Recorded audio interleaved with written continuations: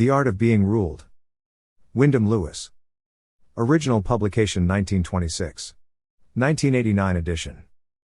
Narrated by Skeptical Waves. Part 8. The Vicious Circle. Chapter 8. What the Anonymity of Science Covers. And here it is apropos to point out once more how criminal the egalitarian position is in its logical results. We depend entirely, for our relatively enviable position above the animal flux and chaos, on a very few men. To reduce men to an abstract average of phantom men of the type envisaged by the Enlightenment, is to repudiate our sense of those discrepancies, the maintenance of which is so important to our welfare. To pretend, for some motive of egalitarian vanity, that most men are not like the mad and brutalized crowds, charged with a sadism that identifies love with murder, at a bullfight, is criminal for this reason: it delivers us all over into the hands of anybody. The anonymity of science covers that howling, foaming mob. Why should we expect the average man of science, a man of very average intelligence, trained as a physicist or a chemist by some chance, instead of as an accountant, an acrobat, or a solicitor, not to behave, if he gets the chance, like the average of the mob at the Plaza de Toros or in the Roman amphitheater? Why should we expect him to resist the thrilling spectacle of our agony and blood? Have we any reason to expect him not to make a penny shocker out of us if he can, since we know that his natura, mental food is Sexton Blake, the Magnet, Phillips Oppenheim, and the films? With the artist, alone, are we safe in that respect. He has no need, we know, of our real and living blood and real tears. But most men of science are not artists. They do need these realities to play with.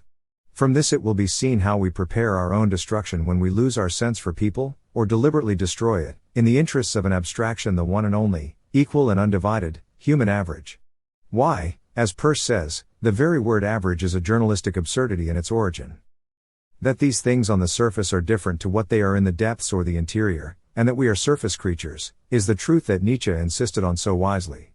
All the meaning of life is of a superficial sort. Of course, there is no meaning except on the surface. It is physiologically the latest, the ectodermic, and most exterior material of our body that is responsible for our intellectual life. It is on a faculty for exteriorization that our life depends. Butler's swallowing of the oyster, to return to that, shows us very well the nature of our problem.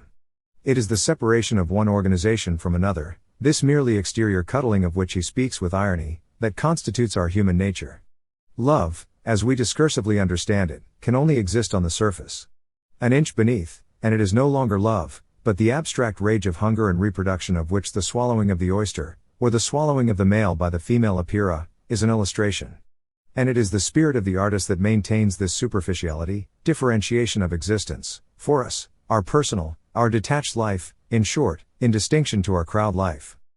Where Julian Benda is discussing the emotional and hence decadent, imperfect, romantic, character of most art today, he writes, note, also, a strong emotion, caused at the sight of this innate conjunction procured between the soul of the artist and that of the object, such as the sight of two people intimately embracing would awaken.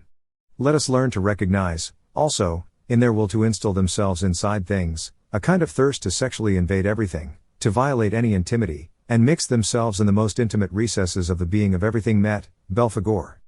That describes admirably the spirit in which Butler's note on love in the oyster was written. Science, on its human, non-technical, philosophic side, tends to the reverse, then, of what is ideally the function of art, a function which, as Benda says, it is forgotten. Science is the science of the inside of things, art is the science of their outside. Art is the differentiator, science is the identifier. Science would merge us into a mutually devouring mass. That is the ultimate tendency of religion too, with its ends of the world and apocalypses. The pagan and the artist's sensibility is on the side of life, and is superficial, in the sense indicated above.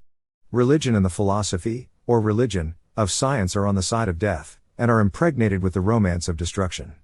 The primitive Christian, the nihilist like Herzen, and the man of science of the type we have been discussing, are all destructive first and foremost. They recommend, or prophesy, each in his own way, the suicide of our race.